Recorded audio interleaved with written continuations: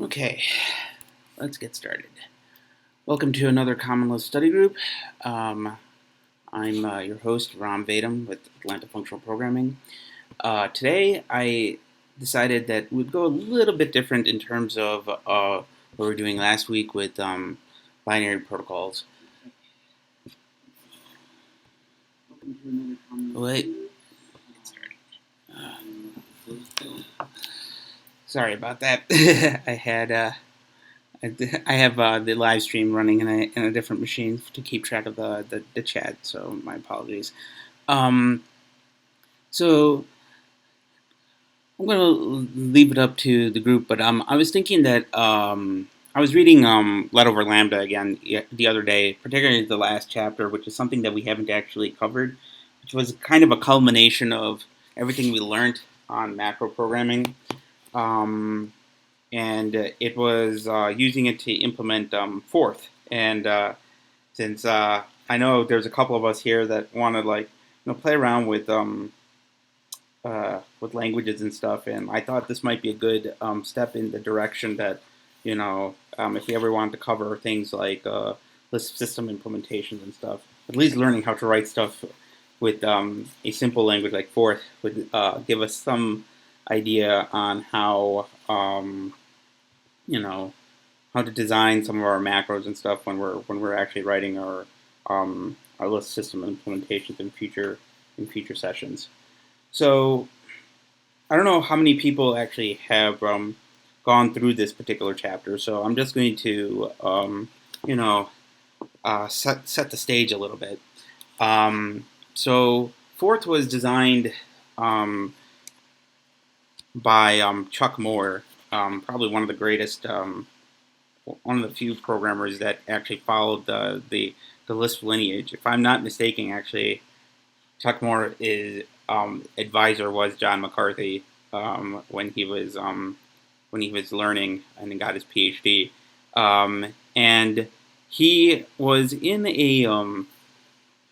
the world of kind of like embedded systems where there were really memory constrained designs and he needed a language that gave him kind of the interactivity capabilities that Lisp had, but was small enough that he could implement really, really fast on new platforms. So Forth was designed with that in mind, and it's a very, very small fundamental language, and it's based off of what's it? I would say that its design is kind of slightly different than what Lisp does. Lisp is based off of Polish notation in terms of the way you write code, but Forth is postfix instead. We'll see some of this as we actually start writing our Forth implementation. Get started. I'm just going to go ahead and create a new project here. Can anybody hear me? Yes. Can you hear me? Yep. Okay, sweet. Excellent. So I'm going to go ahead and start up Seal project. No FLAC this week? I'm sorry, I had to get my browser working. I couldn't hear you guys. We could do more FLAC, but I was thinking that we should do Forth. I could do more Forth. I wasn't sure if we were done with FLAC. That's all. Oh no, far from it. It's a full application. All right. Well, switch of plans, folks. We're gonna go back to FLAC. I didn't even realize that when I was actually running through the header. If you had plans, go for it. Yeah. No, I'm okay with that. This is fine. Give me a second. I mean, switching up the agenda. I was kind of thinking of this morning when I was going through this thing. I was like, this would be a good episode today, but only because I wasn't sure if we were done with the FLAC application or not. It looked like that the rest of it was just a design of the rest of the headers. But give me a second. We could do that. No, we're far from it actually. We did the easy part. The very easy part. Okay. The rest involves some thinking. Got it. All right. Let's see.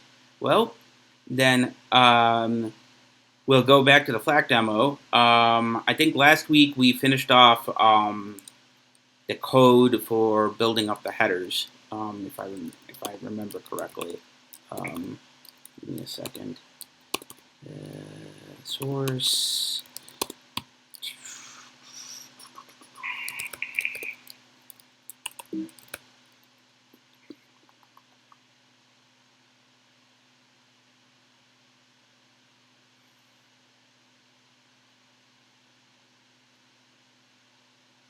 I think this is it. Let me just go and double check here.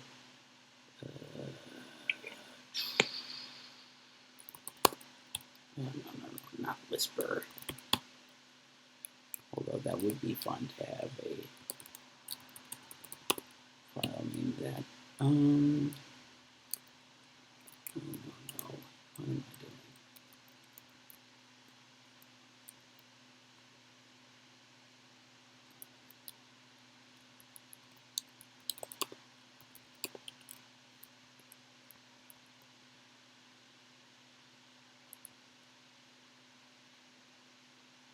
Is all the stuff related to that?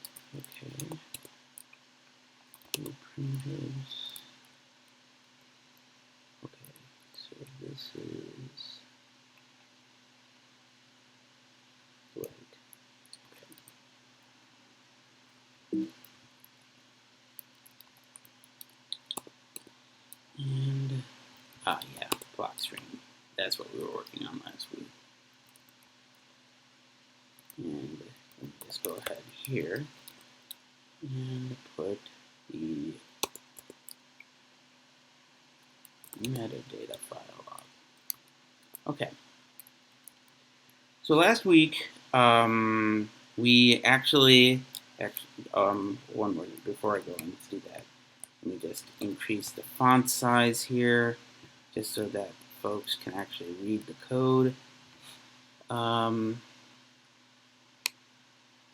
Yeah, that's fine. Let's see if I can do. All right. Can people see the is the font big enough for folks? Yep. All right, just double checking here. Okay, so last week we on our FLAC demo, we stopped at actually defining this macro here. Define metadata block data, which allows us to define different parts of the metadata specification. It was a convenience way because the structures for each of the metadata objects in the FLAC specification kind of followed kind of the same kind of structure, and we wanted to have some easy way to go ahead and define a class associated with that particular metadata object, and more importantly, an override to our generic function that will parse it into a structure. From there, we defined a very simple. We defined the first piece of our actual FLAC demo, which is the stream info object. There are plenty of other ones that are there if you actually go and look at the header. Some of which that I could read off the top of my head is padding out application, seek table, and so forth. Today, I guess, Michael, I'll just let you drive. So I guess we should finish off implementing padding, block, application, seek table, and all that before we can get started with the next piece, right? Well, yeah. I mean, we just go. Let me pull up the FLAC spec. Actually, we'll go in order here. FLAC spec. So yeah, I think last week we finished parsing the first and only mandatory metadata block called Yes. stream info. That's right. And every other one is optional, if I recall correctly. That's right. So we have to, in the function that, where is it? I think we'd have to just go. Yeah, in your parse stream function there on the left, we're using destructuring bind. We know there's going to be a stream info, so that's the required argument that we're parsing out. But then there's and rest metadata blocks, and those are all the optional ones. So we can sort of detect what's next by further parsing that variable. Okay, so yeah, stream info, then 0 or more metadata blocks. That's so right. The next byte in the stream is either going to be part of another metadata block or the first audio frame, and we know that it's a metadata block already because the header of the stream info has a last flag that's 1 if it's last and 0 if there's more metadata blocks to follow it. So we know there's another one there because that was 0. Does everything still work? Are you able to still parse it so we can just pick up where we left off? Yeah, give me just 1 second. I need to set my package here to, what was it? This guy? Yeah. And we're parsing like after we're done parsing all the metadata blocks, we're still not quite done yet. Because what we're doing is binary formats are not optimized for human consumption. Like stuff tries to use the fewest amount of bits possible. Right. And we already saw that in the case of the stream info metadata block. Because it doesn't make sense to have 0 channels in an audio file. That's right. They use the value 0 to represent 1 and the value of 1 to represent 2. So when we display that to the user, we should sort of create an AST from the CST, and with more friendly data. It looks like so. Right now, it's kind of meaningless if we say, okay, this audio this thing had 0 channels in it, so we still have to process the data a bit to display it to whoever's querying it. Right. So we'd have to write something like a print object or something like that to dump it out, right? Yeah, something like that. Looks like we are in business. This going through. Yeah, we're in business. Okay. This is exactly where we left off. You see right here, particularly not the file path. That's the easy one. The stream info object. To look at the data. Bits per channel, 1, 4096, MD5, and hashed. Yep. Okay. I'm just checking something really quick. No problem. I'm actually trying to see if I could quickly figure out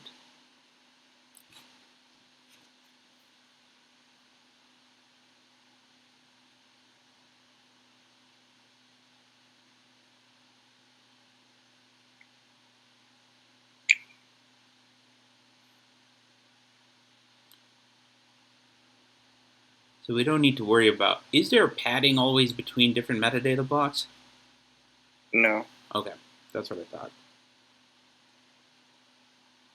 Padding is a type of metadata block. That's right.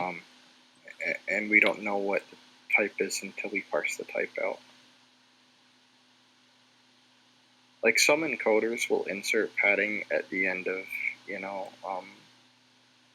say, the comment block type because it knows that the user is likely going to be editing tags and And in order to edit tags that do not have padding at the end, like if the length of the modifications exceed the block length, then it requires writing everything after the comment block, including all the audio frames, at a different offset in the file, right? Right. Mm-hmm. So it's more expensive to not have padding if you're going to be modifying the tags, but it's not a requirement. Can you go back to your buffer there? Oh, yeah, sure, no problem. Sorry. So. Wrong. I think wrong. Not that one. The other one. Yeah. Whatever was there, I forgot what it was called.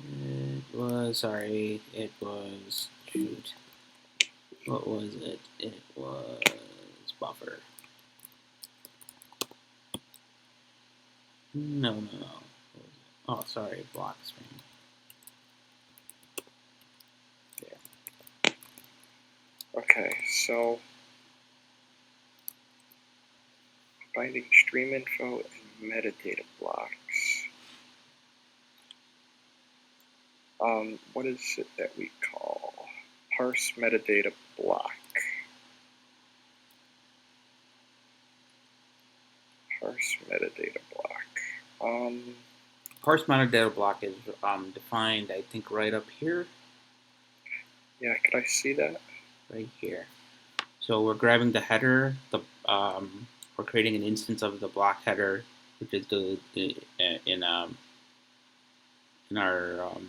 def parameter, and we're using that to grab the block type.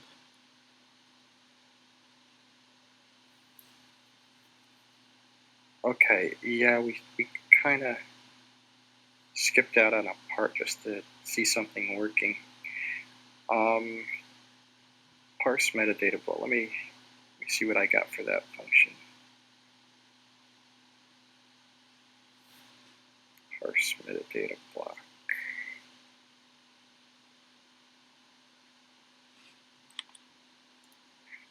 Okay, so we're calling that instead of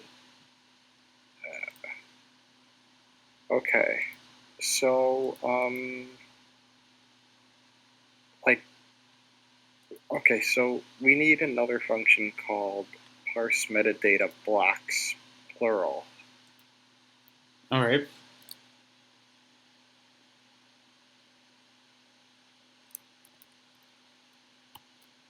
So let's put it right underneath here.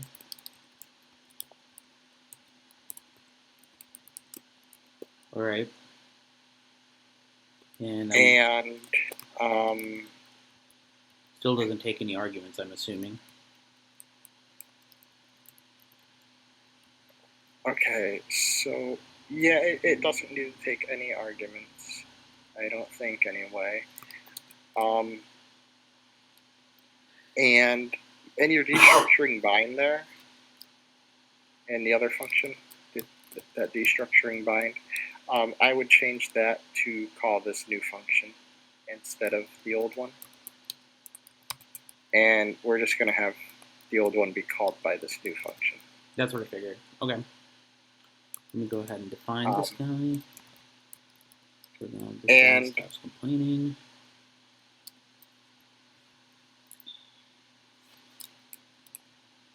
Oh, sorry.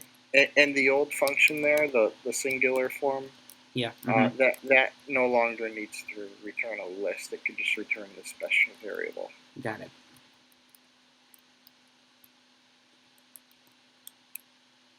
We just hacked in the list there to get our destructuring bind to parse correctly.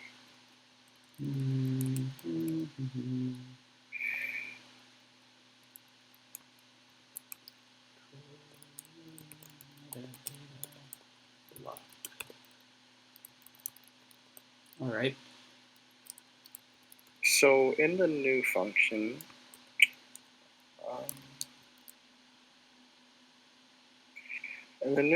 what we're going to do is we're basically going to loop, and for each iteration call parse metadata block. and our termination clause is going to be when there's a last metadata flag. Okay. And it's going to collect into a list. So yeah, it's literally just loop for loop for block equals parse metadata block until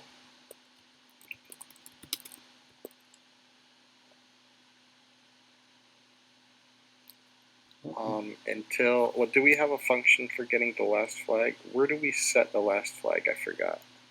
Do we set the last flag? I think it's in the it's in the metadata header, isn't it? Yeah, setf last metadata block header read bit 1. Okay, right there. So last metadata block. Actually, hold on 1 second. This is equal to something, right? It's equal to 1. So yeah, so equal last metadata, whatever, of the header of the block. Yeah.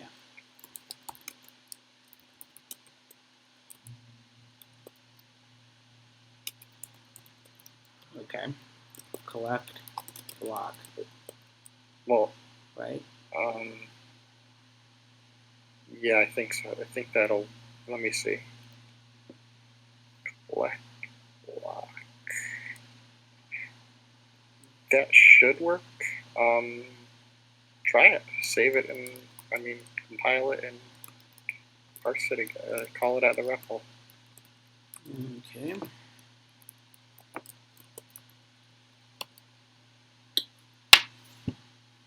Ah, good. That's good. So it's saying that we don't have a parser for the Vorbis comment metadata block. Right. So it was able to find that. So this means we need to define metadata block data for Vorbis comment.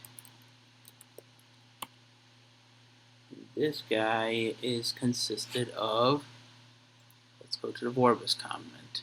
That's media catalog number.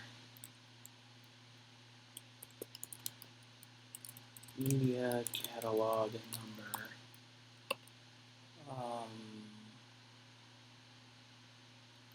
Number of num lead-in samples. Well, no. Oh, am I reading the wrong one? No, I'm reading the wrong one. I'm reading the cue sheet. Sorry. Okay. I was reading the cue sheet for some reason. I don't know why. All right. Okay, media Vorbis comments, also known as FLAC fags. The contents of a Vorbis comment packet are specified here without the framing bit. Note the Vorbis comment spec allows for 2 to the 64 bytes of data, whereas the FLAC metadata block is limited to 2 to the 24 bytes. Okay, let me pull this guy up.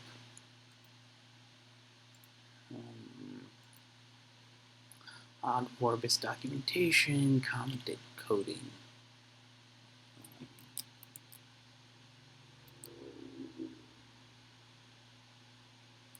Vendor length, vendor string, user comment, list length. Yeah, this is the part where we have to transition over to another specification. Yeah. So there's a substructure here that I don't know how you would want to design this, which would we want to create a separate structure for that? If you look at the if you look at the structure, this structure is basically going to be just the first field is going to be vendor length. The second field is going to be vendor string. The third field is going to be how many comments are there. Right. So this is the first occurrence of multiple fields, like variable number of fields. So we don't know until we parse that number 3 there. Right. So to do that, well, we know what the first two are. We can call them vendor length and vendor string. Right. And then I guess I could just make this user comments. No, the third one should be user comments count. We actually need to store that count in there. Okay.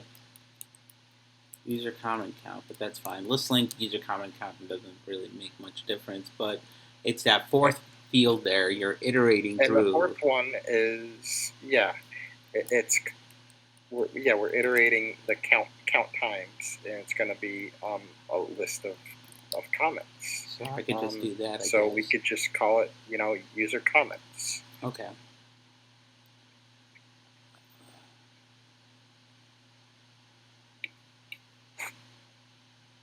Oh, the reason why I was asking is user comments. It's going to be a list, right? But in that list, we have a substructure. Will actually be a hash table. It'll be a hash table. Okay. Yeah, because we want to be able to efficiently find tags and stuff like that. So make it constant time.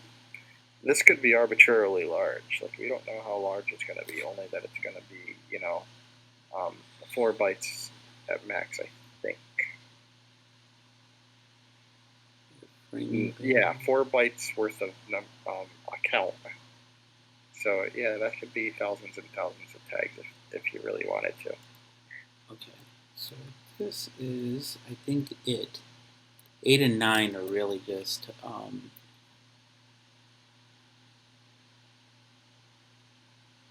it's 8 them storing the error. If wait, framing bit, you don't? No. The FLAC spec says that the framing bit is not included, so it's just the first 4 there. Oh, sorry, without the framing bit. Okay.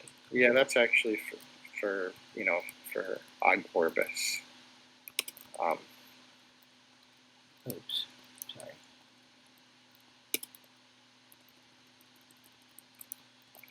So, this is actually pretty simple to parse. Okay. So the first thing to do is set up.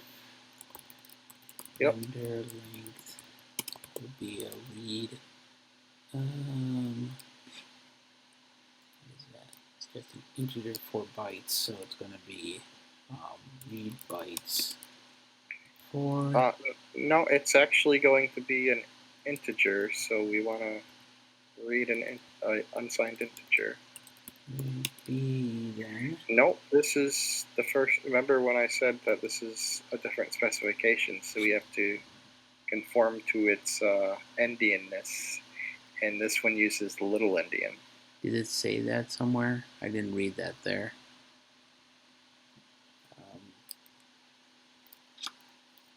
Comment encoding. It doesn't. See, it doesn't actually. Well, it does say it in the FLAC spec. In the FLAC spec? Underneath the paragraph there for comments. It does say it somewhere in the Vorbis spec, but that's probably at the very beginning. This is only a link to the one piece here for comments. Here we go. The whole Vorbis spec also is little endian, I believe. 32-bit field lengths endian are coded according to little endian. Okay. Fine. Byte count 4. Let's see what the next thing is. Vendor string. Vendor string. Red has a UTF-8 vector, has vector length, vendor length octets. We're parsing already.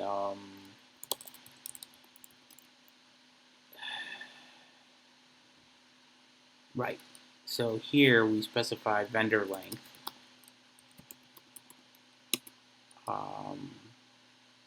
Encoding is going to be UTF-8.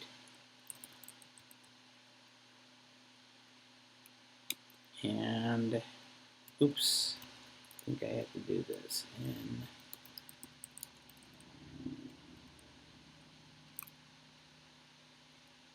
key byte count, vendor length.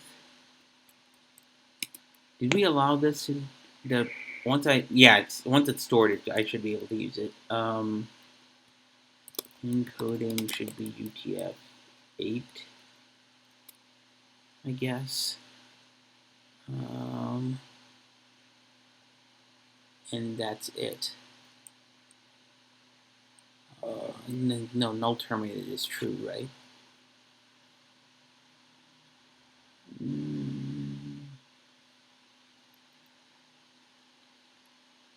Yeah, null terminated is true, I think.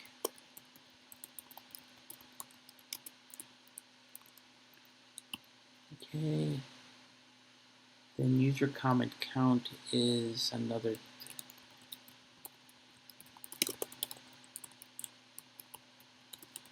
little endian 4 bytes. And user comments is basically us looping through this, isn't it? Well, hold on a second. Vendor length was okay. So yeah, vendor length determines how many bytes are in the string. That's right. Which sort of implies that it's not null terminated. Okay.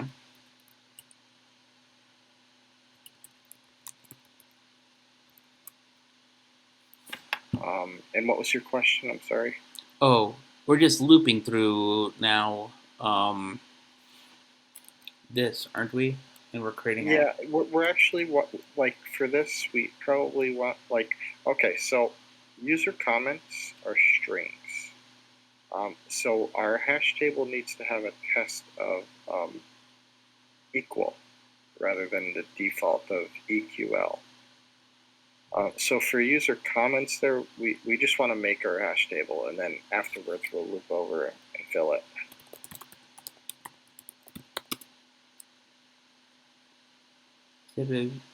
So test is equal. Dang it. All right. Yep. And now loop. Hold on, I have to get out of the setf here, right? Loop. So according to the spec, there is user comment list length times. So that's gonna be our iteration count. So loop for I below user comments count. Yeah, that's right. User comment count.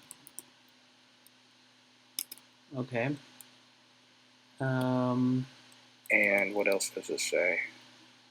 Okay, so let me see. So first it wants to parse out the length of the comment, and then it wants to, this iteration's user comment is a UTF-8 vector. Okay. So again with the length, and then parsing a UTF-8 string. Right. So on that length. So it's not null terminated again. So you probably want to make another iteration variable for length equals, and then read uint whatever. Oh, so you want to rather? Okay, that's fine. For user comment length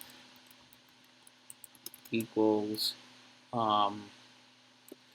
read unsigned int OE4, right? And then and then the actual comment you probably want another iteration variable for.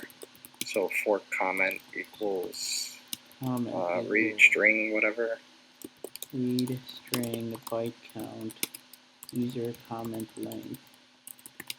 And the encoding is also UTF-8, right? Yeah, encoding UTF-8. I'm pretty sure that that's how you specify Unicode, right? The encoding for bit.io. I think that's where we're grabbing it from. Just double check that. Yep. Okay. Yeah, I think so. All right. Okay, do. No, you probably we still have to do something before we do that. Okay, so the issue is, like this is we're parsing out a string. That's if we look in the Vorbis spec, it says. So if you look under content vector format. Content vector format. I am looking for yes. Artist and title. So the zeroth comment is artist equals me, and then title equals whatever. So everything is going to be delimited by an equal sign. So we kind of have to split the string on that equal sign, on the first equal sign. Yeah. Because there could be an equal sign in the right hand side. Right. And then split it into a list of 2 and throw away the equal sign, the first equal sign anyway. So basically what we want to do as another loop iteration variable, I'd call it something like make it a list like key and value. For key value equals, and then we'll call some function to split a string. Would there's already is there since we have Alexandria here, there's a split string in Alexandria. We don't even need Alexandria for this. And I think you're thinking of split sequence, the library. But ASDF already has it built in. Oh, okay. Did not know that. I just learned something. Okay, so yeah, do key value equals key. Wait. Can you not see my screen? Oh, okay. It wasn't updating. I didn't know if you were typing or not. Yeah, for key value inside of a list. This is how you do loop destructuring, by the way. I don't know if we ever covered this before. I don't think we did. But just like destructuring bind, you can destructure in the middle of a iteration. So I could do key value like this equals. Yep. Okay, gotcha. It's a little bit less limited than destructuring bind. In fact, it's a lot less limited because you can only destructure variables like this. We can't use and rest like we did on the left there, and key and stuff. You can't parse arbitrary lambda lists. You can only parse basic stuff like this. Oh, nice. Okay. But it's still a thing. So for key value equals, and the function that we're interested in is in ASDF. Well, more specifically, it's in ASDF's utility library called UIOP. UIOP, okay. And I believe it's called split string or string split. Either one of those. Split. It's split string. All right. And the string, which is user comment, and what is the separator is going to be. It has to be a list of separators, so it defaults to a space and a tab, but we only want it to be equals here. Hash equals. That's a special character, isn't it? I don't know. What do you mean by special character? Like, isn't there like I'm forgetting what it is. Like ampersand. I don't think you can just simply do this, right? You have to specify it. Or am I thinking of something else? I may be thinking of something else. You're thinking of another language. Right. Like, there's no special characters. They're all inputted with sharp sign slash. Okay. Hash backslash equals. Got it. Let me see what we got. That should do it because that's the key Yeah. value. Yes. Yep. And, Can you try like a test in the REPL to see what that function returns?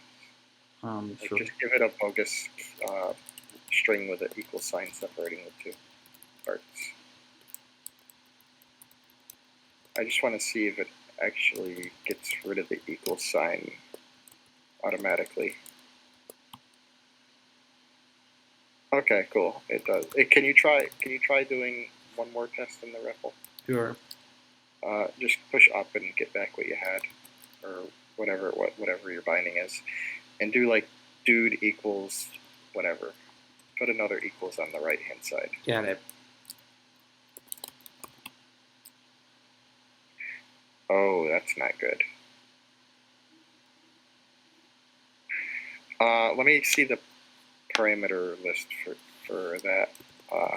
What does this say? Do max. Set it to 1. Got it. Try that with your last call.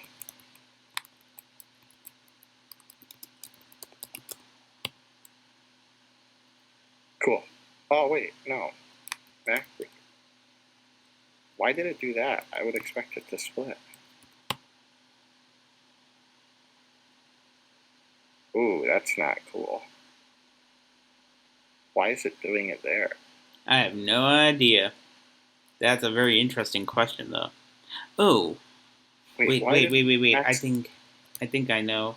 why did Max 1 not do anything? Max 0, I expected to do nothing. Max 1, it's still doing nothing.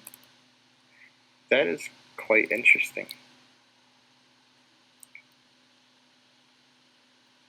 Okay, maybe there's a bug in ASDF. I'm not sure. That's just weird to me, though. I guess we have choices then. All right. Let me see. Wow, that's unfortunate.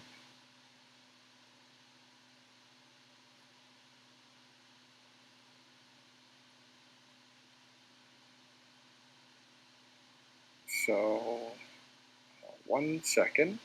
That's fine. Could you just give me just 1 minute? I'll be right back. Okay.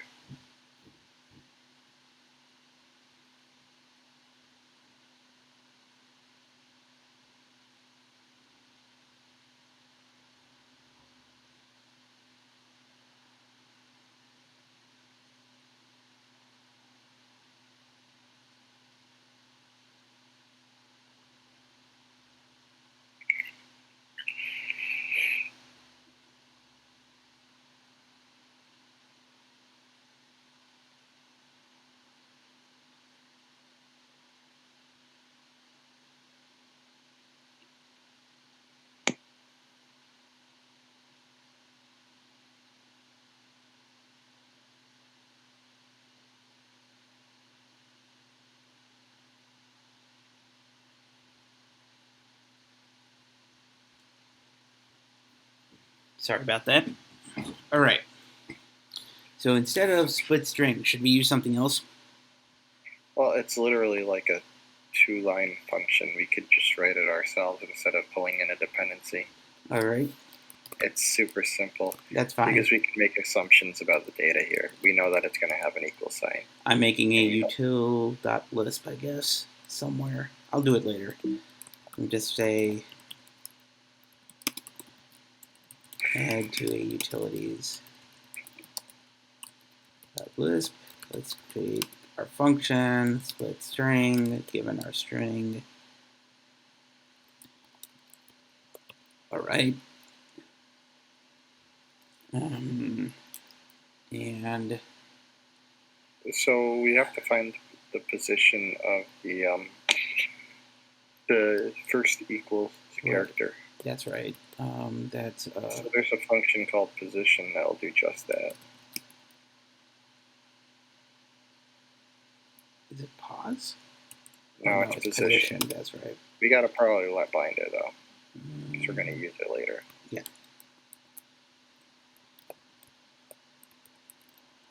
Let one more. Let pause equals the position of our character in our string. I don't think we need to change anything else. Test that's good.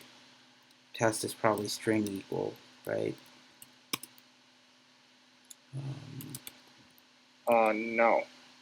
Well, this is a character test. So you can either do char equal or you can leave it off because, characters are EQ. Okay. Or Well, EQL. would that be faster? I guess that would be faster than character equal.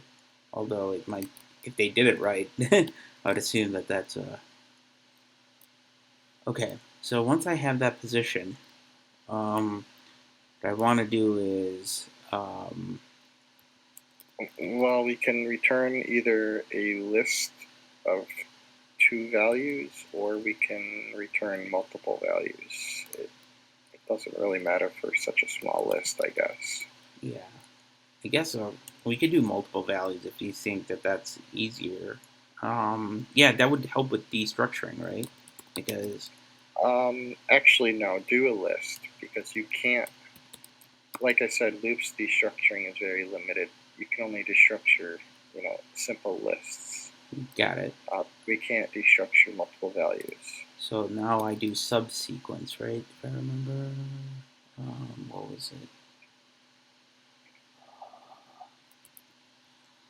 Shoot. Yeah, sub seq.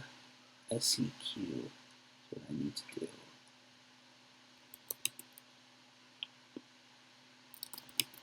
From 0 to pause. And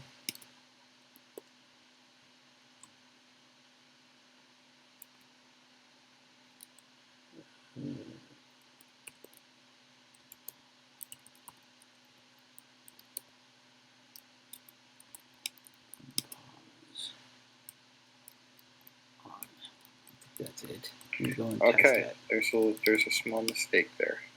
Oh man. All right. So your pause is the position of the equal sign. Oh, that's so your right. second string there is going to have the equals at the front of it. Yeah, right. I have to increment this guy. That's right. Yep. Just do 1 plus. Yeah, that's what I'm going to do. I was actually going to do increment f, but I think it's the same result at the end of the day. Oh, you don't want to do that. Is there a difference? Because I use inc f all the time. Modifies the place. Oh, that's right. Okay. But you're not like that's just a let binding that's no longer used. You're not using it anywhere. There's no point in doing it at all. Dude, first simple test, yay. Equals whatever. Yay. Alright. Cool. I may end up moving this up. No, it's fine.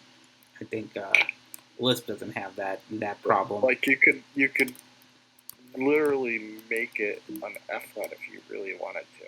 Like you're probably only going to use this here. Oh, put an F-let right in that define metadata block. Yeah. If we need it later, then we can bring it out into a global function. But okay. I don't think we will. Okay, I could do that right now. Give me a second. And wait, no, that's in the setf. Sorry, we want to do it here. Nope, you want to do it at the top. At the very top of the. No. That's not. You see that part right there is not part of the body. You have to look at the lambda list on the bottom there. Yeah, so right before the setup, that's where the body starts. Yeah, the setf is not going to use the f-let, so I was going to do it right here in the body, so right in the loop. not in the loop. Sorry, wrapping the loop. Okay, that's sort of bad practice though, because Okay. like you should usually put your applets at the beginning of a function. And the reason why, I mean, it doesn't matter in this case, but any let bindings could potentially capture variables and create closures which are slower and stuff like that. It's also just easier to read if you can see any local functions that this function might use at the top. Right, but I was trying to limit the scope at which it was going to be used, but that makes sense. Well, you could do it however you want. I'm just explaining my rationale for it. No, it makes your rationale makes complete sense. It's just I was also I was explaining my rationale as to why I was thinking that would be necessary. Yeah, sure. I mean, whatever you think is better. Doesn't bother me really. Okay, cool. Got it. Split string, and then grab.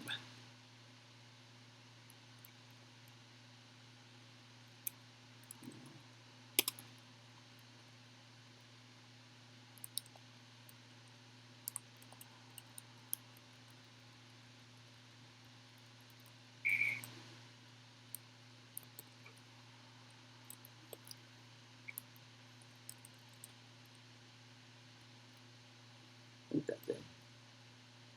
Let me go ahead and adjust the formatting here to keep everything kind of nice. I didn't mess the split string binding, did I? In the applet. Let me see. What Nope. line do this? Okay, I'm You good.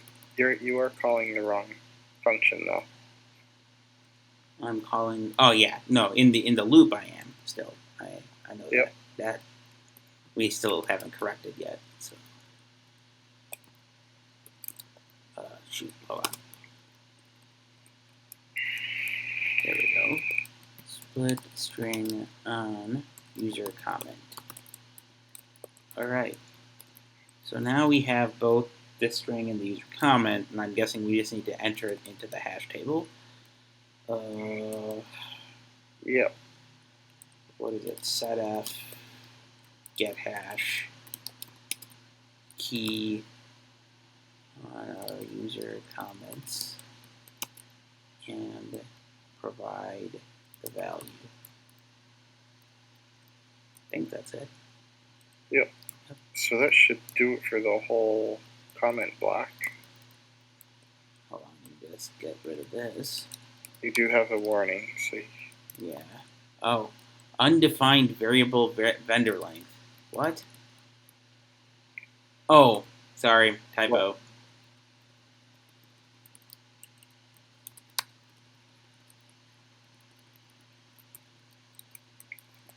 There we go. Done. Okay, let's see. Where are you? Parse. Yay! We're done with at least Warpus comment. you could define an empty define metadata block data for the padding, and any other ones that error up, just to see if Vorbis comment looks correct. Padding. We are going to, does this do the header? Yeah, I think that'll do it. You do need it. You need an empty list in there for this class for now. That's right. Okay. And try running it again. Oh, cool. That was it. So there's only a few comments in this, or metadata blocks in this file.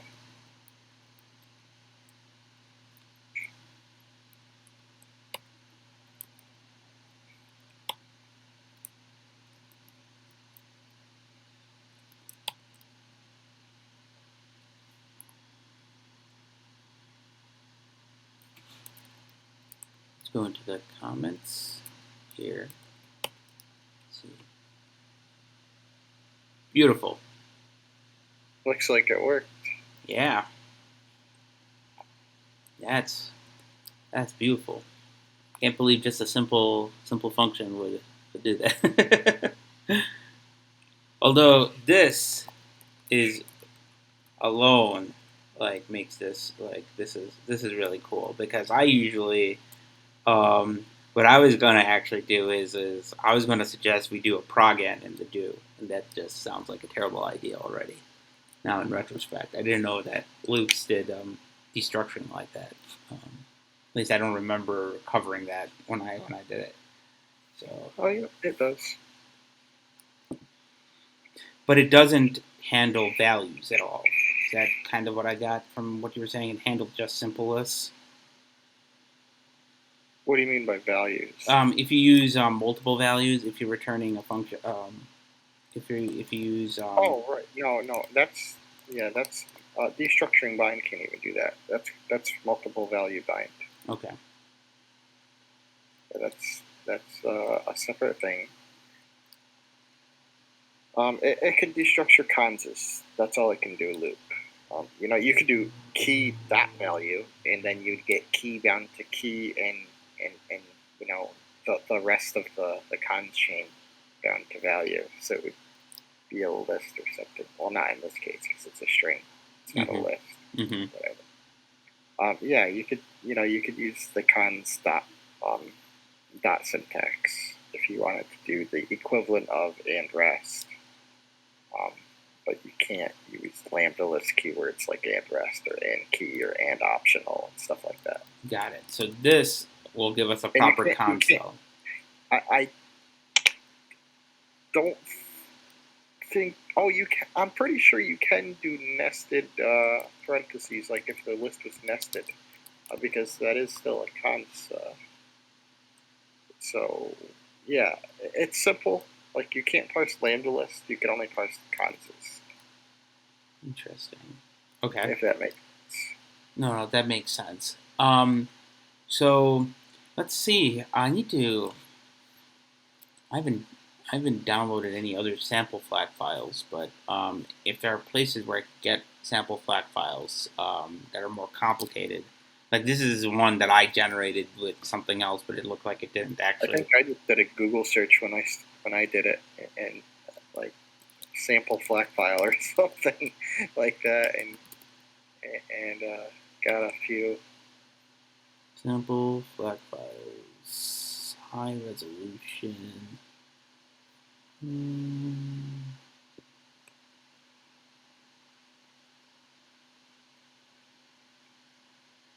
So this one only has padding left to parse, Right. which is probably easiest one. We can. Well, just give me a minute. I'm gonna see if I could grab something that is more complicated.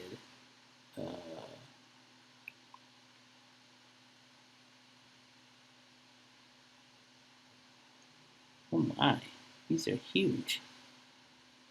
You know what? Just for the sake of today's example, I'll grab this. It'll take a minute to get this sample up. No, don't play it. What you did download? Give me a second.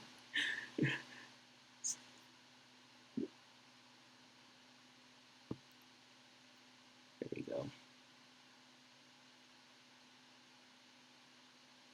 Again, do one more thing, which is move this guy to L. It's a huge name to CD flag. Done. Okay. Let's try this guy. Read FLAC file.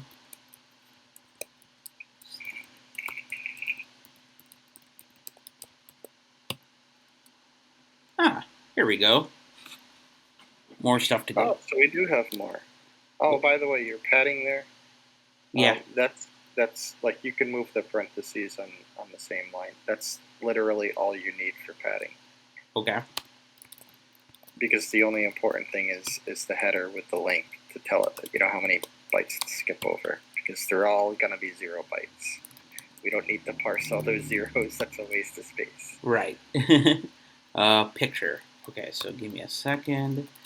Let me just do that. Metadata block. Data picture for the time being.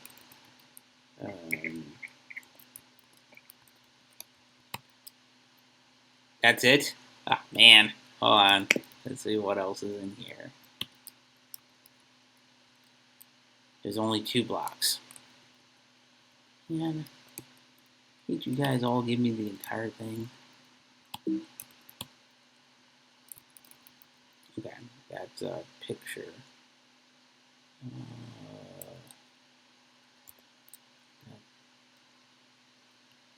1 second. I want to see metadata blocks. That one, the Vorvis comment. So after we parse picture, there's still application, seek table, and queue sheet. Right. So 3 more. That's what I'm trying to find. I'm trying to find something with everything in it. Yeah, that's gonna probably take a little trial and error. Yeah, I mean, there's some nice, very high quality samples here, though. That the one that this test bench that I found, but they're more testing the implementation, the FLAC implementation. If we ever get to audio, than the actual metadata parsing, which is what we're trying to do here.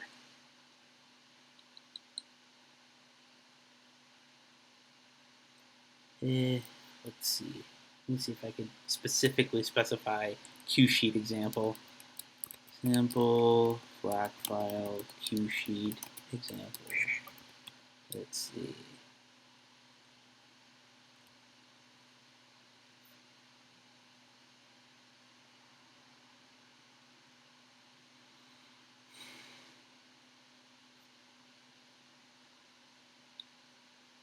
Yeah, it's difficult to find one right now very quickly.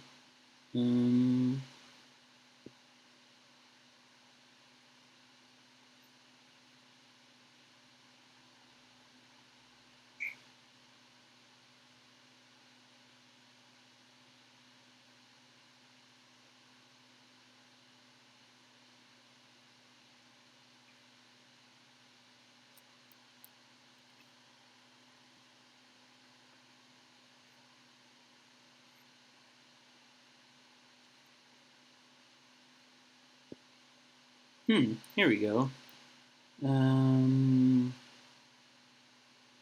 Oh, this is just a generator. Dang it.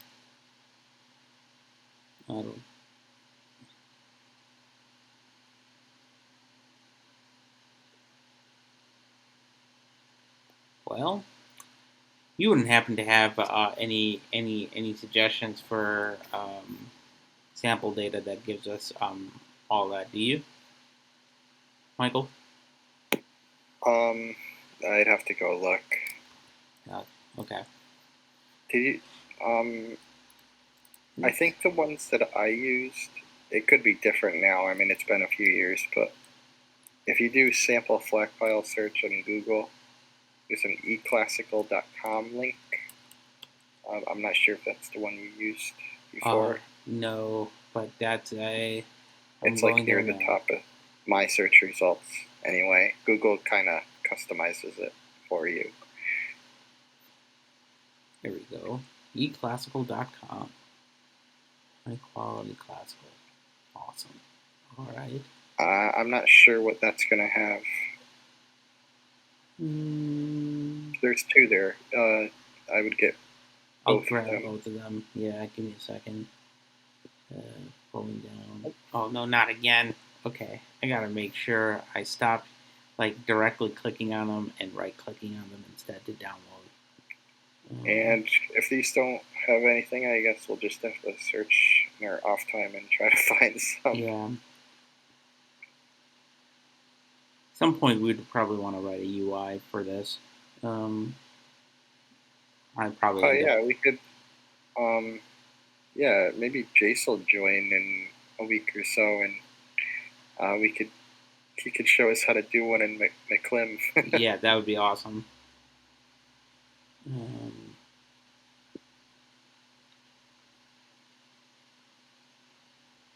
okay. One of them is pretty huge. It's going to take about 4 minutes, but I could try the second, the first one in the meantime. Okay. Oh, did you do the 16 or the 24? I did the 24. Oh, it probably doesn't matter. Here, you could have done the 16. Unless the tags are different. Well, I'm not sure if the tags will be different or not. okay. Let's see here. New downloads BO. What was it? Oh, BI. 1, 2. What was that file name called? Sweeter than roses. Flag. Okay.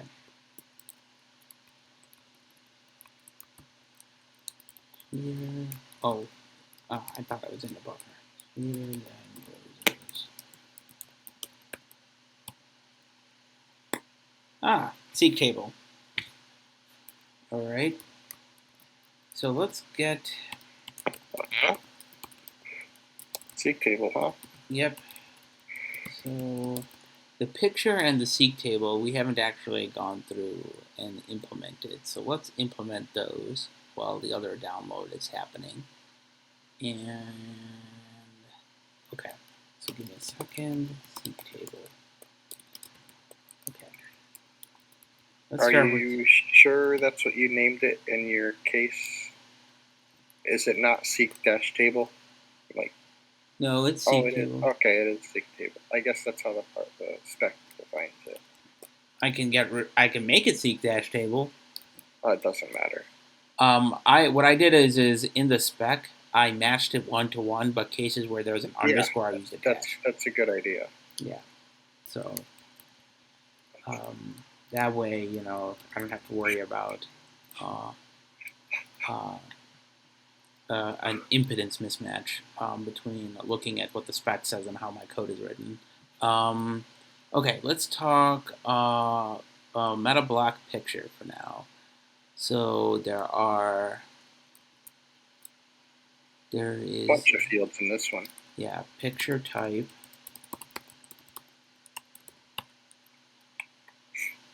MIME type.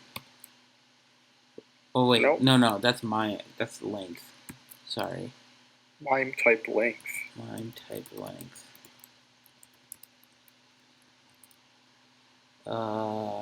The MIME string. So I'm just gonna call this the MIME string. MIME type, I guess is fine. The length of the description string in bytes. Okay.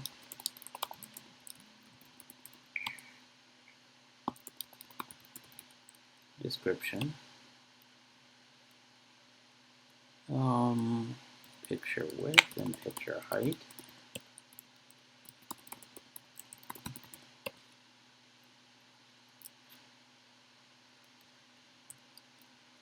Color depth.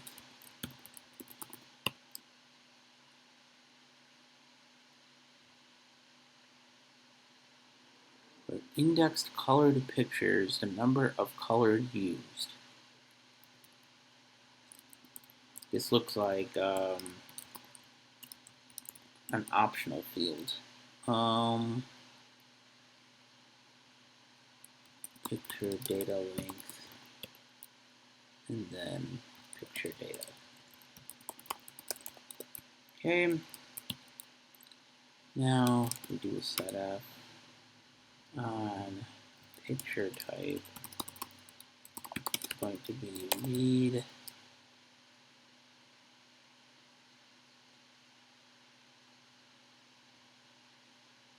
It's 32 bits. So read bytes 4. Let's see it's saying that it's going to be an unsigned integer of anything.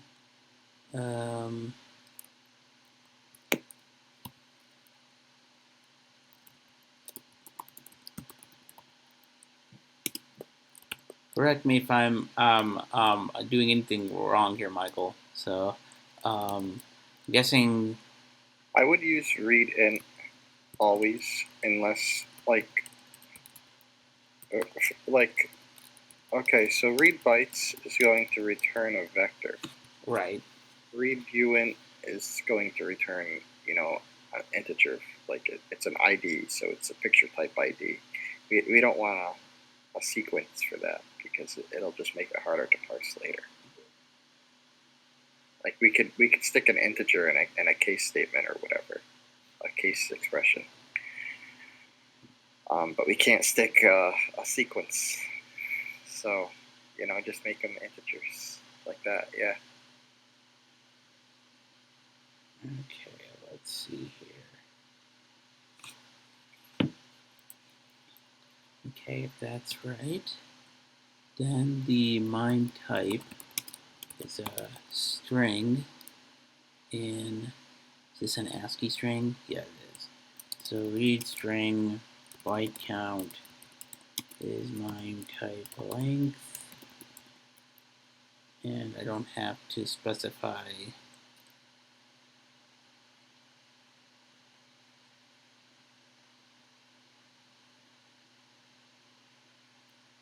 null termination, looks like. Okay. Description length is going to be this guy. And the description, this guy's in UTF-8.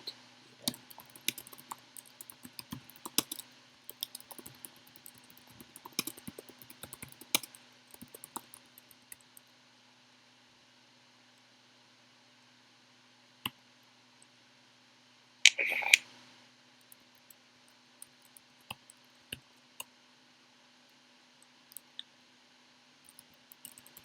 And then the width and the height, of course, are both 32 bits, so we grab those.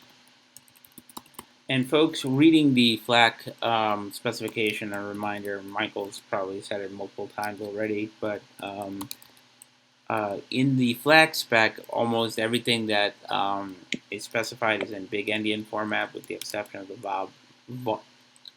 og vorbis comment section, which... Yeah, everything is big endian in the FLAC spec, but then it makes you switch over to a whole other spec for the vorbis comments, which is all little endian, which is quite odd considering they were both developed by the same organization around the same time.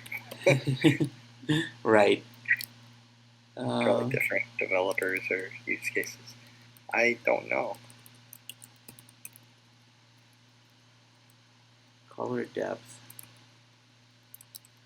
and num colors used.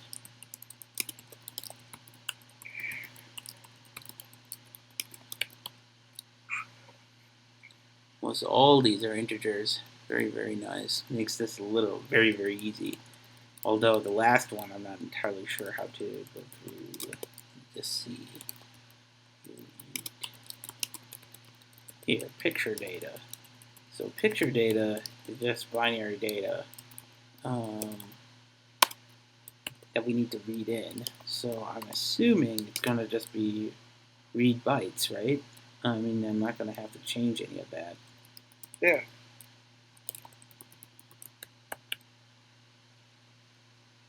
All right. It'll work, I guess. It should work. It looks like it did. I think the first block is the picture data, right? Yep. I'm not sure if we read it or it just decided to give me an empty picture. Oh, we got an error here. Yeah, the type should not be such a large integer. Read uint be4.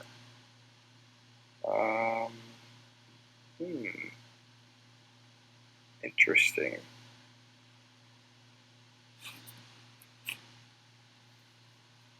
It's That is interesting. That's what it said in the ID, the picture type. I mean, unless I misread that.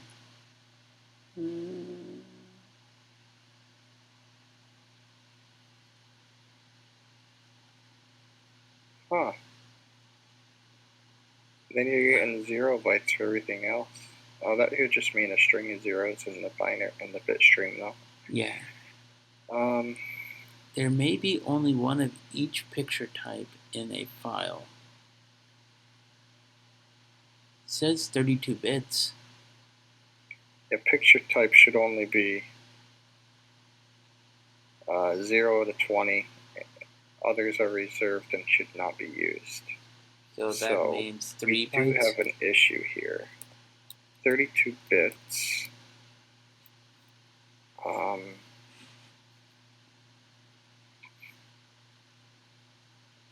me see.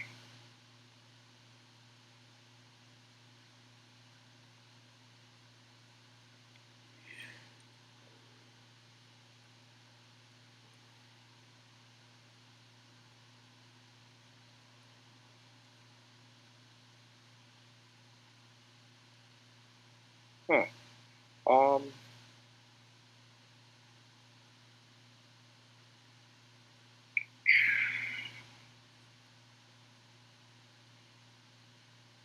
Yeah, I don't know. Does the other one have a picture? The other file? I don't think so, but we could try it.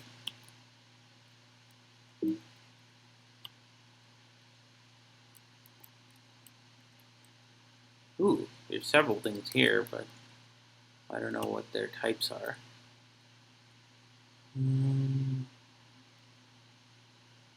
This is a seek table. I'm forgetting now. How do I go back? It's meta L.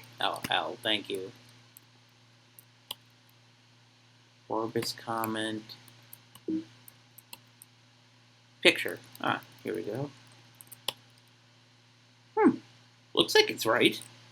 It might be just that file. Yeah, I guess the other one was just a bad file.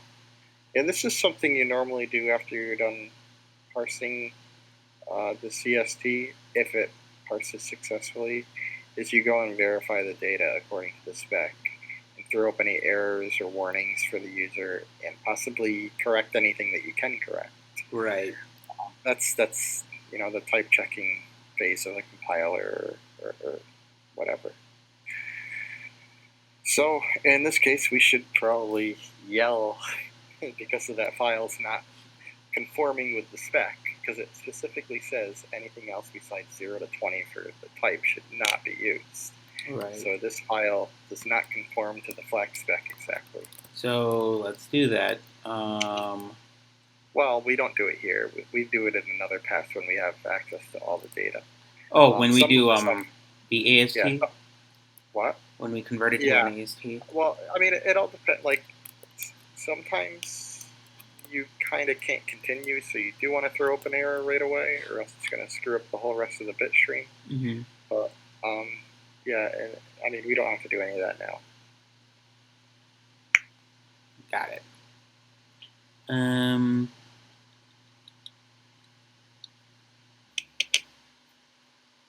Seems like it works, though. Yes, it does. Give me just 1 second.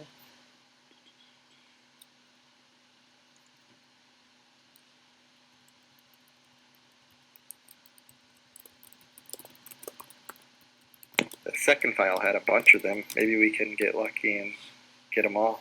Yeah, I really hope. Okay.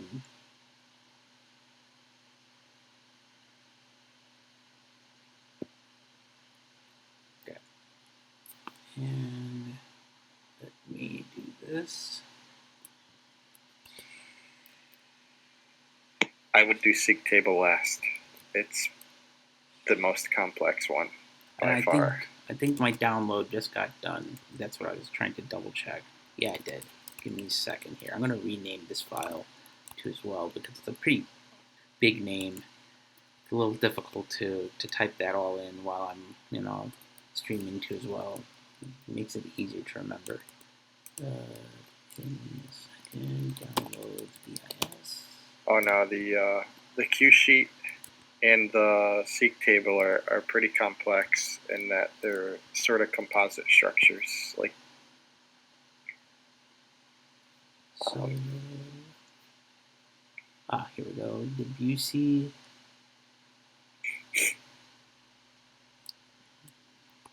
Call it Debussy orchestra sample.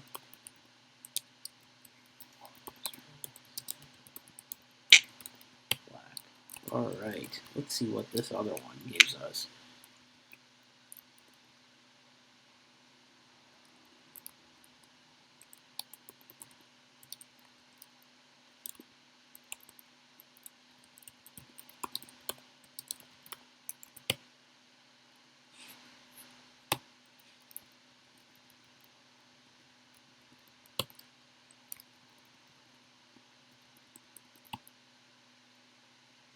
Oh, not that.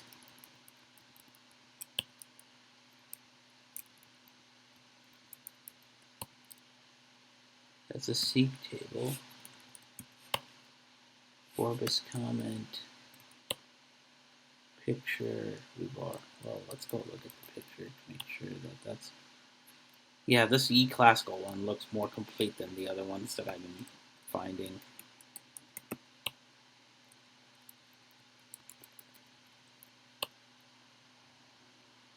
No, that's picture still.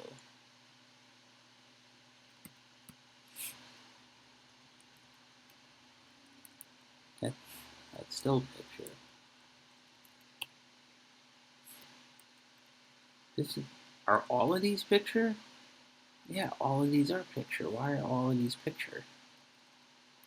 probably like the cover, the booklet, different pictures that go along with the album. More than likely. Yeah, but it doesn't have a cue sheet. I was hoping that it had a cue sheet. It doesn't look like it. I thought one of them did. Maybe not. Maybe. Well, I didn't specify What cue about the sheet. last one? The stereo CD one.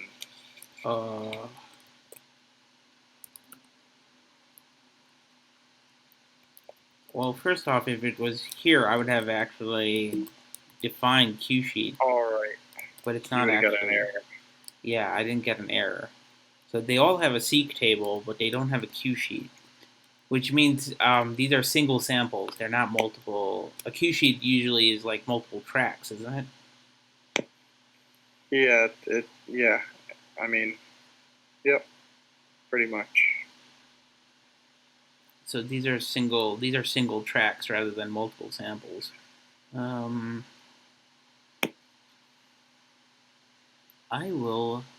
Here's this huge one right here that I think may have what we want in terms of a cue sheet, but it's a gig download. It'll take a while. In the meantime, we could finish off the seek table one. Dang it! Once I stop actually doing stupid things. Alright.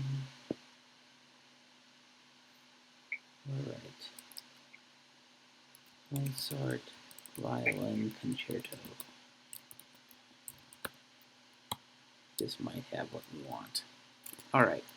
Let's go and fix, let's do seek table in the time. It's going to take a while. It's a more complex object, like you said, but it gives us at least something to figure out while that other sample is downloading.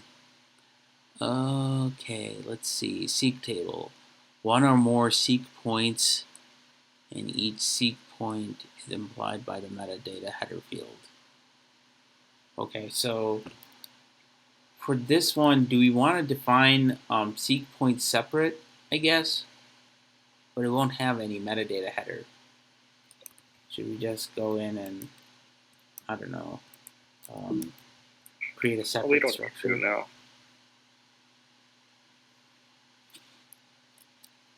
I didn't catch that. No, we can just parse it right in there. Okay. Seek points. Okay. And then let's see here.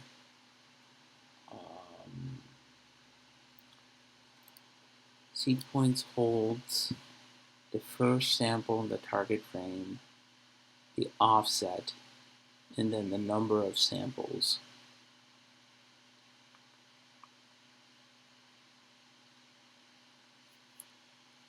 Okay, so we need to collect these guys,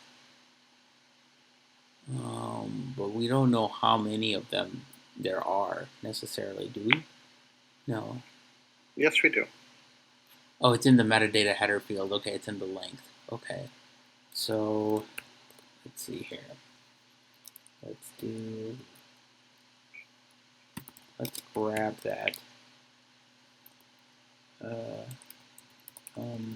Seek points to be, let me go back up. Where's my metadata header? Block length.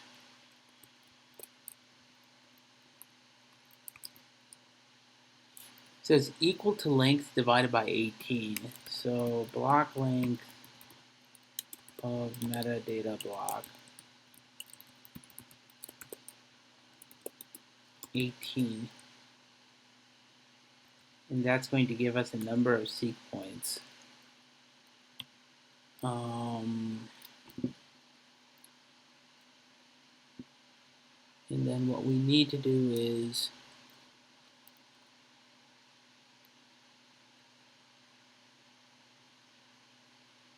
we need to loop through this and then read it off, don't we? Yep. So loop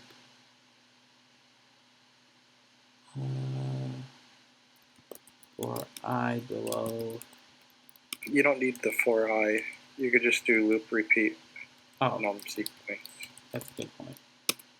Oh, then we should actually change the other one to do. We had that at below, right? Yeah, we could have done repeat user comment count, couldn't we? Here. Where? In the Vorbis comment. Yeah. Okay, I'll clean that up. If you're not ever using I, it doesn't really make sense to bind it. It can be faster to use repeat too, as I've learned recently.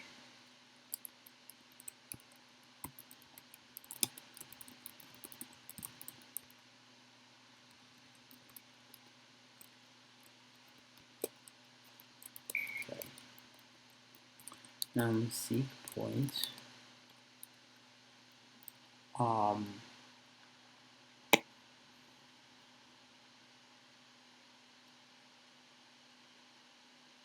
Actually, we need to set f seek points to be these guys. We could just make them into a list of triples if we wanted to, right? So it's a list of lists, but that just sounds very wrong. Good.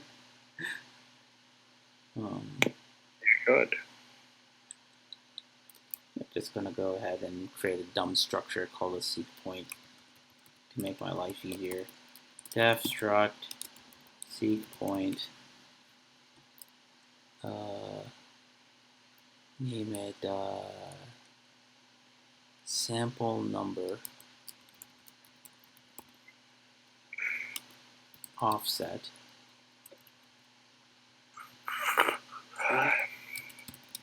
And the number of samples. Okay. Now we have this. We can do collect, make, seek point, sample number would be read.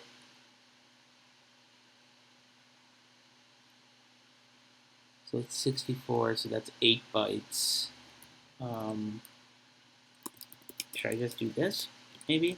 Yeah. Offset in bytes.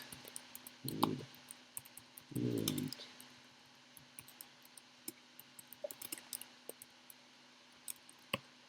then number samples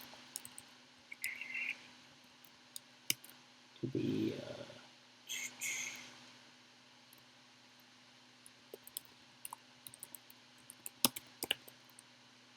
that's it. And then here, oops, sorry.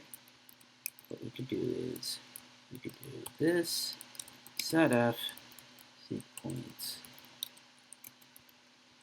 done. This should work.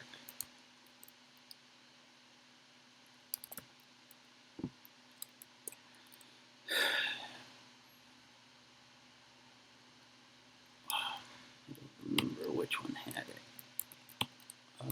Did this guy have a seek table? No. This is more of a comment. It was one of the other ones.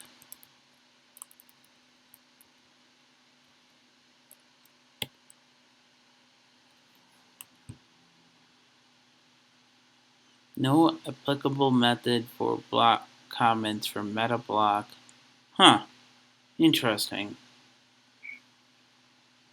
Did I mess something up? I didn't think so.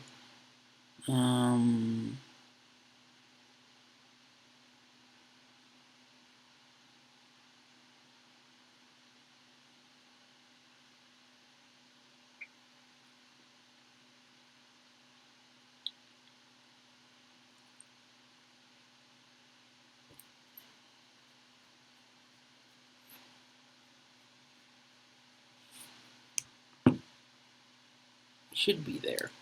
That is in the. Oh, it's in the header. Sorry. Yeah. It's in the header. I just realized that. It's in the header. You might be able to do seek table instead of the special too. I don't know if we. I don't remember if we did that in the macro. Like seek table should be bound to the special. I didn't think we have a in the macro. We didn't. I don't think we did that, but we could see metadata header. Give me a second here. Okay. So in the macro, which macro are you talking about? In the define metadata block? Macro expand. Just go down and macro expand that.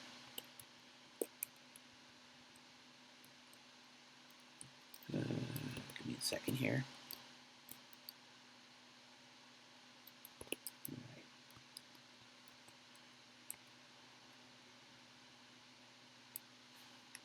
So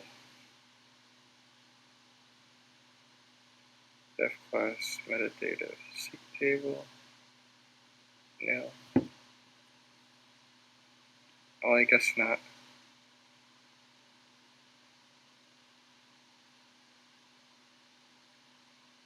Okay, never mind.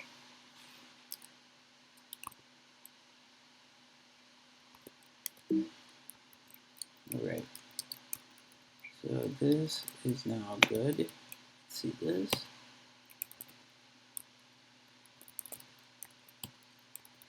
So we're good.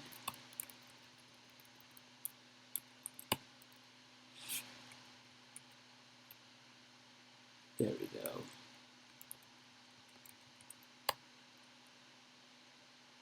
Very nice.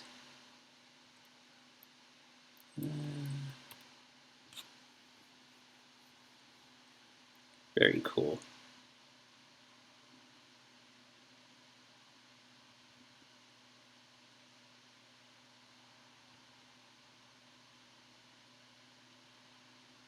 Now I'm not entirely sure, like, if I mean, I could have made that into a class too, but I didn't think that that was necessary.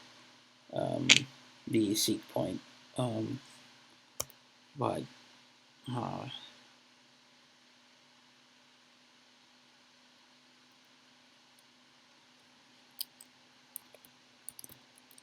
like I could make this guy into a class, but I didn't think if we're going to use it a lot, since it's just probably just a collection of data that we're going to access.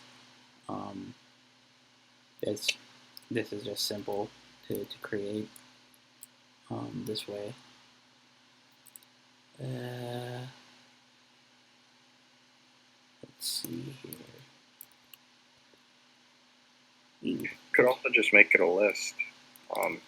That way you don't have to export those slots for the user to be able to access them. It'd just be a plist. Oh, that's right. I can make it a plist. I did not even think about that. Just change make seq point to list. Done.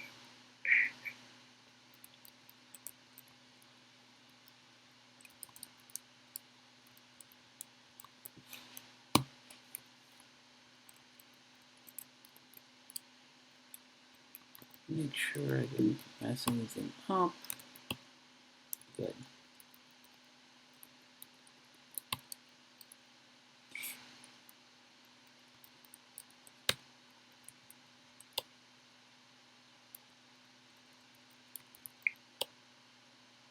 All right. Good.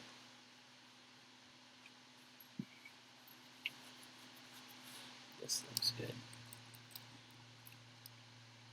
Now they're all plists. Awesome. Okay, so let's see if I have another sample that was downloading earlier for a concerto.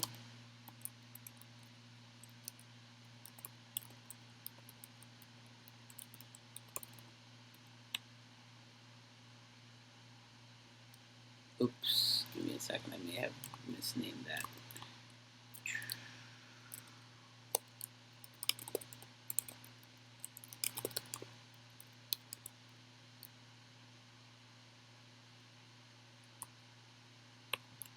Let me try this. I moved it.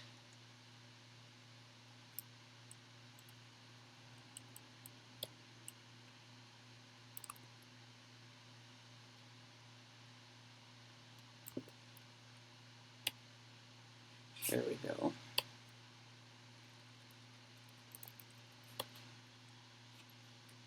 There's only two objects in this one.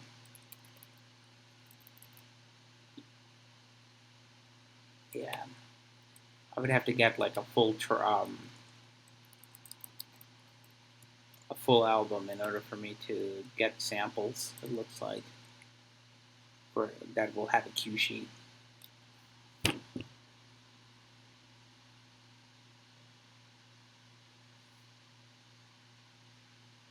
Yeah.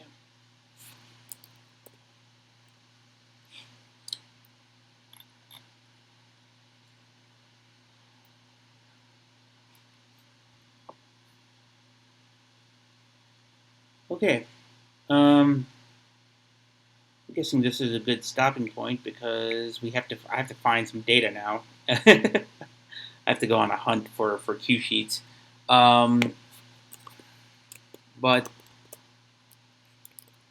we can kind of see that a lot of this FLAC binary data a lot of the grunt work is involved around getting the bits and pieces of the spec into the structures. As you can see, today mainly was not so much designing an API, but actually applying what we've already done in the sense of using the define metadata block data guide to define, in addition to what we defined last week in the stream info object, the Vorbis comment to read Vorbis comments from the FLAC spec, which again is in a different endianness than this FLAC spec itself. Defined a padding structure that we can actually safely ignore because the padding is just a bunch of nulls that are in the actual file. There's zeros that separate different bits and pieces for some alignment purposes. We defined the picture structure for grabbing like actual like JPEG images and things that are encoded into the FLAC format itself. And finally, we defined the seq table, which is providing you ability to move to different seq through an actual FLAC file. But we still have a couple pieces that have not yet been defined, mainly the Q sheet related structures, Q sheet track, as well as Q sheet track index, and the Q sheet itself.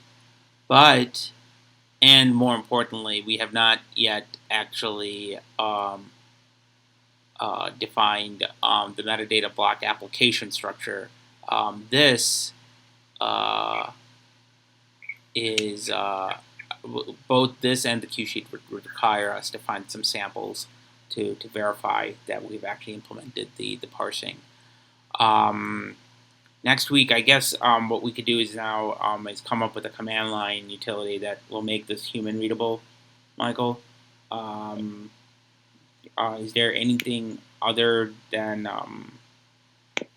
anything else that we would want to probably put in as groundwork for that? No, I mean that would wrap it up. I mean, a full parser would and this is something like 90% of people writing binary format parsers just don't do, is verifying the data, making sure it conforms to the spec as another pass after parsing. Right. So we'd want to add probably a type check. Just because it parses correctly, I mean, it still could be an invalid flag file. Right. Like padding. Currently, we don't capture any of the bits, but in order for it to be 100% conforming, they must all be 0 bits, and it must be in multiple of 8. That's just a simple example. If that was off and some decoder failed to play it because that wasn't the case, then that's our fault. Okay. Yeah, that's right. So we'd want to probably do a type checking phase essentially. That's a lot of work. That's even more work than parsing itself. Right. So next week we're going to write a type. Yeah. We're checking the types of our FLAC file. In the meantime, I'm going to try and see if I can find a couple more samples related to Q sheets and try to finish off those pieces, because that's just an extension of what we currently have. As usual, I will check this in to GitHub for folks to be able to play around with it. I will also provide you some links to where you can get some sample data. These are open source links. They're available for you to just grab some sample data to test your things out.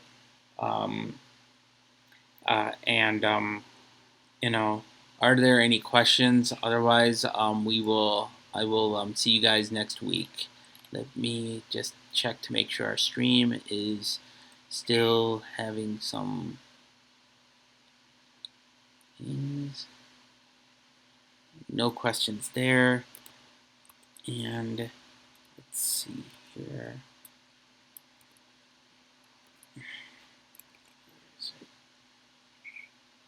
Nope.